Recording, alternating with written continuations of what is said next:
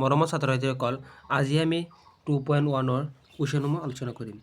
কি আছে তলৰ কোনটো ৰাহি এক চলকযুক্ত বহুপদ আৰু কোনটো নহয় তোমাৰ উত্তৰত যুক্তি দিয়া। ইয়াত কি কৈছে তলৰ কোনটো ৰাহি এটা চলকযুক্ত বহুপদ আৰু কোনটো নহয়। ইয়াত অনলি এটা চলকযুক্ত কৈছে। এতিয়া আমি কুৱেশ্যন নম্বৰ 1টো চাওঁ। কুৱেশ্যন নম্বৰ 1টো চোৱাৰ আগতে আমি কিছুমান কথা জানি ল'ব লাগিব। এতিয়া চোৱা আমি এটা এক্সাম্পল লওঁ 2x²। এইটো এটা আমাৰ পথ হয়। এইটো এটা পথ হয়। এইটো বুজিলে বহুতকেইটা কথা জানিব পাৰিবা। এই টুটো কি এক্সৰ লগত যিটো আছে টুটো এইটো হৈছে তোমাৰ সহগ।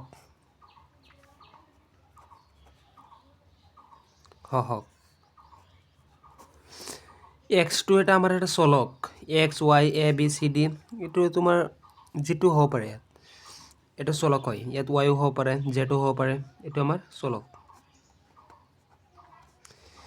এক্সৰ ওপৰত যিটো থাকে এইটো আমাৰ ঘাত বা সূচক বুলি কওঁ।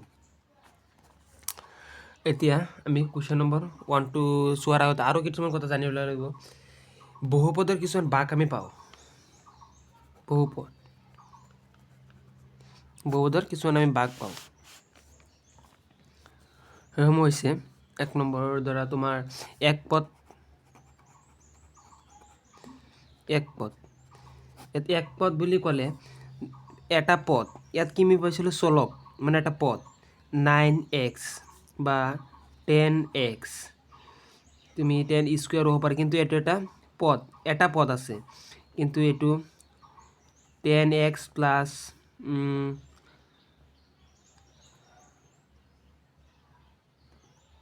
2 এইটো নহ'ব। এইটো দ্বিপদ হৈ যাব। এইটো হ'ব। এতিয়া আমি আৰু এটা পাই আছোঁ পিছত দ্বিপদ। দ্বিপদত চোৱা 9x প্লাছ 2 এইটো দ্বিপদ হৈ যাব। দুটা পদ আছে। এইটো একপদ দ্বিপদ। এতিয়া আমি আৰু এটা পাম ত্ৰিপদ।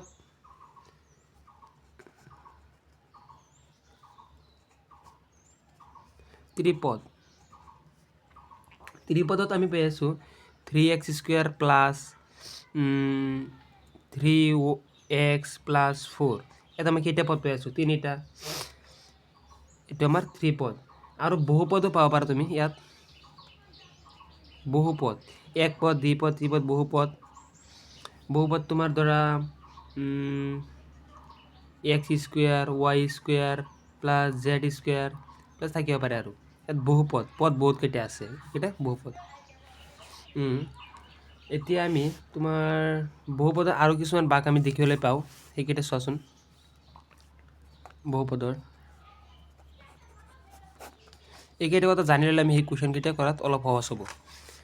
এতিয়া আমি আৰু এটা পাঠ পাই আছিলোঁ ৰৈখিক মানে ঘাতৰ ওপৰত যিকেইটা মানে আমি ভাগ পাওঁ। ঘাত কি পাইছিলোঁ 2x³ 2 5 এইকেইটা আমাৰ আছিল ঘাত। এইকেইটাৰ ওপৰত যিটো ভিত্তি কৰি আমাৰ ভাগ পাওঁ এইকেইটা আমি ইয়াত দেখাই আছোঁ। ৰৈখিক বা একঘাত বহুপদ। তুমি এইটো আৰু কুৱেশ্যনকেইটা কৰিলে বুজি পাবা। এতিয়া কিছুমান এক্সাম্পল আমি দিওঁ।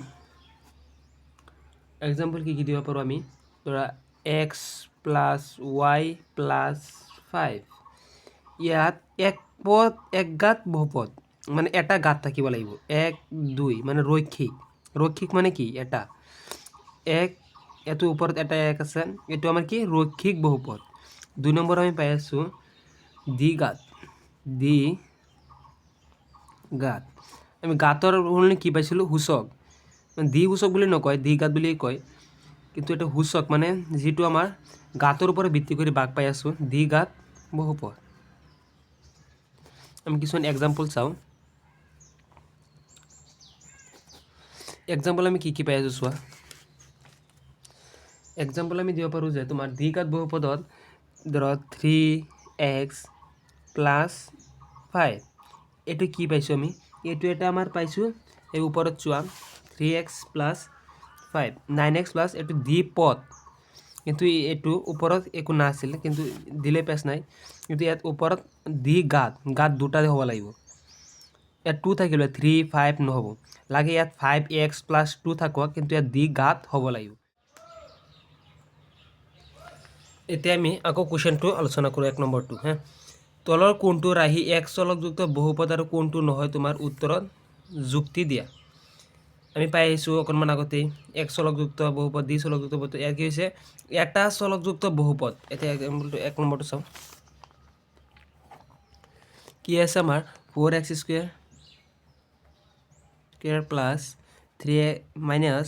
3x প্লাস 7 আমাৰ উত্তৰটো দিব লাগিব হে কি কৈছে এটা চলকযুক্ত বহুপদ আৰু কোনটো নহয় ইয়াত এটা চলকযুক্ত বহুপদ আছে না নাই ইয়াত এটা চলক আছে দেখা x আমাৰ চলক কি আছিল 2x স্কয়াৰ এটো এটা আমাৰ চলক আছিল চলক x এটা চলক y এটা চলক z এটা চলক এটা চলক কেটা আছে x এটাই আছে এটো y নাই y হলে নহলে হেতেন ইয়াত এটা চলকযুক্ত হ'ব কিন্তু বহুপদ হৈছে না একো চেক কৰিব লাগিব আমাৰ বহুপদ হ'বলৈ হলে কি লাগে আমি পাই আছো বহুপদ হ'বলৈ হলে আমাৰ x ৰ ঘাত কেইটা পূৰ্ণ সংখ্যা হ'ব লাগে ইয়াত পূৰ্ণ কি আছে ঘাতৰ ওপৰত কি আছে x ৰ ঘাতৰ ওপৰত 1 আছে 2 আছে আমাৰ পূৰ্ণ সংখ্যা আছে এটো আমাৰ বহুপদ হৈ গল আৰু এক ঘাত হৈ গল ঘাত এটা আছে তেন হয় আৰু তলত লিখি দিবা কিয়নো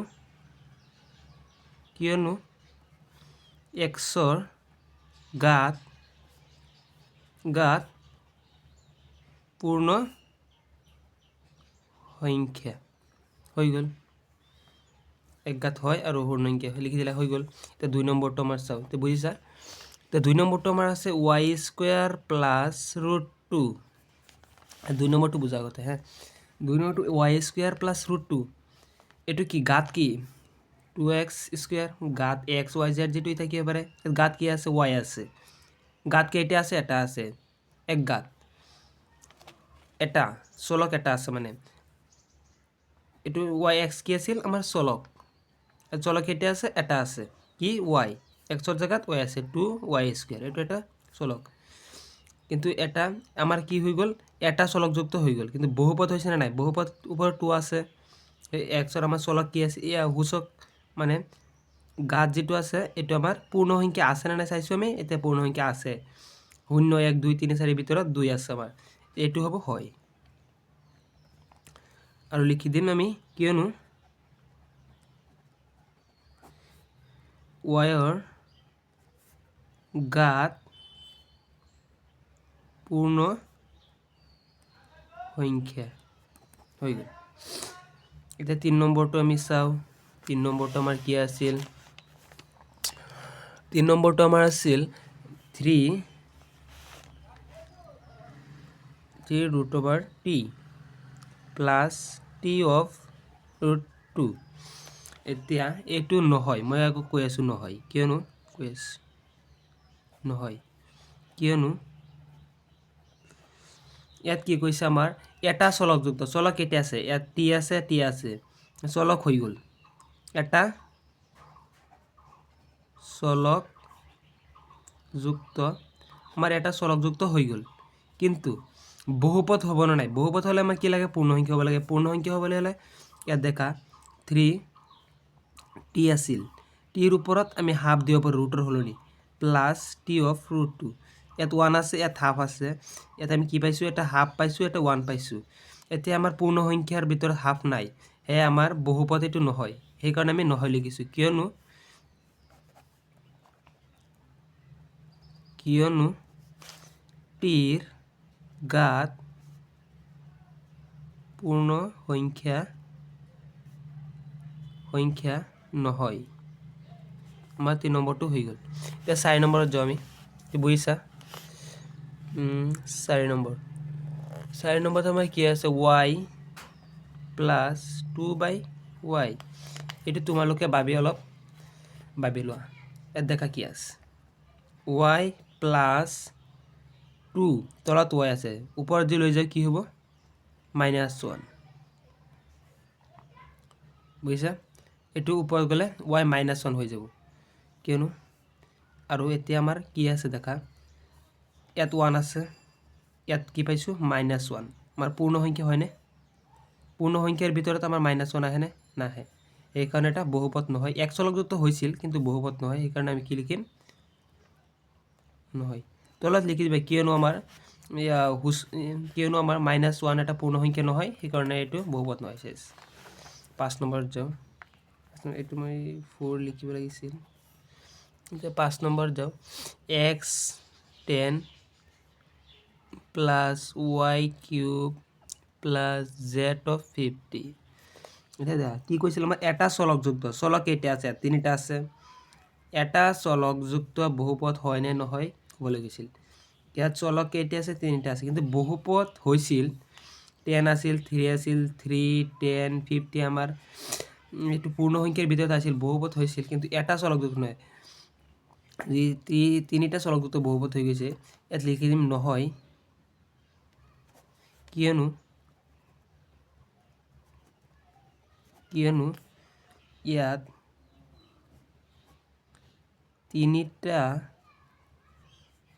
3টা চলক আছে। হৈ গ'ল। এতিয়া আমি লৈ যাওঁ। এতিয়া 2 নম্বৰটোলৈ যাব লাগিব আমাৰ।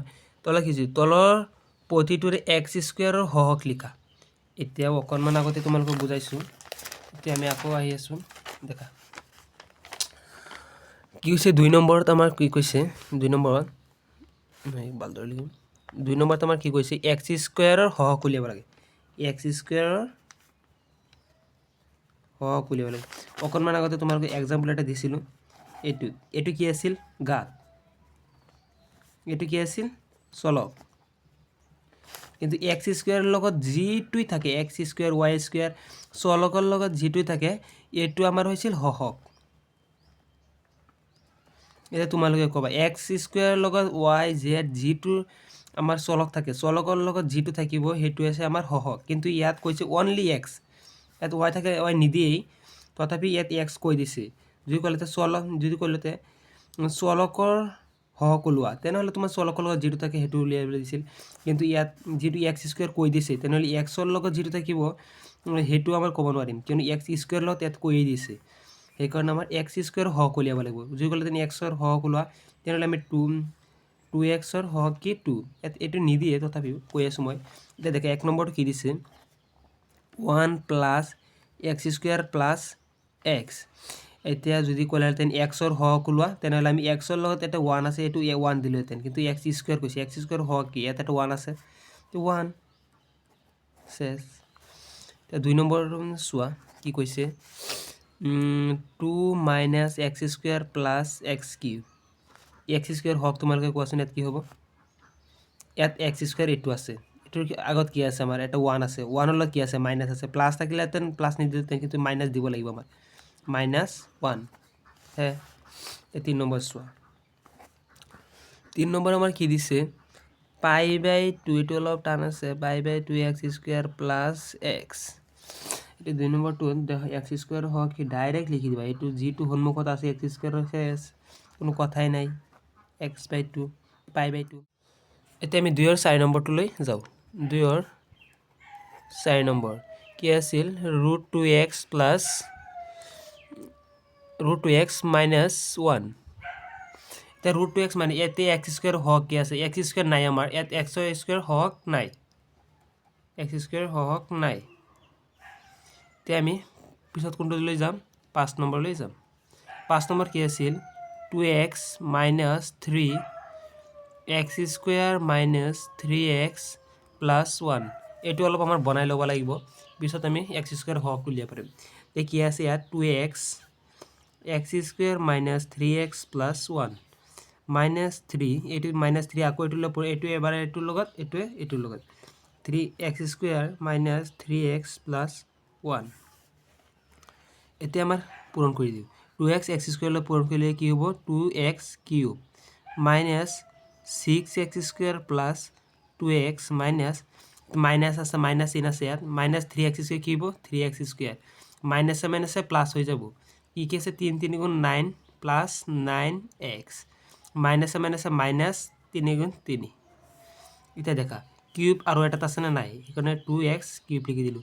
এতিয়া স্কুৱেৰ আৰু এটা আছে কি হ'ব 6 3 9 মাইনাছ মাইনাছ কি থাকিব -9 এক্স স্কুৱেৰ 2x আছে 9x আছে -11x -3 এক্স স্কুৱেৰৰ হওক কি আছে এক্স স্কুৱেৰৰ হওক 9 -9 হৈ গ'ল। এতিয়া কুৱেশ্যন নম্বৰ 3 লৈ যাওঁ 35 মাত্ৰাযুক্ত এটা দ্বিপদ আৰু এশ মাত্ৰাযুক্ত এটা একপদ।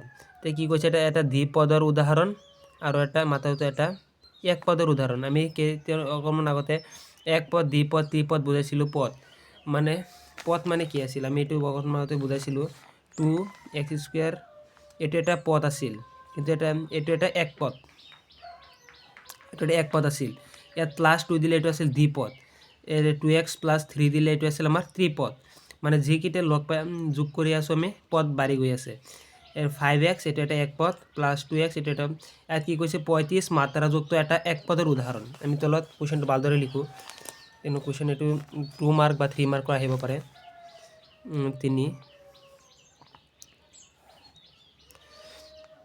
কি কৈছে আমাৰ 35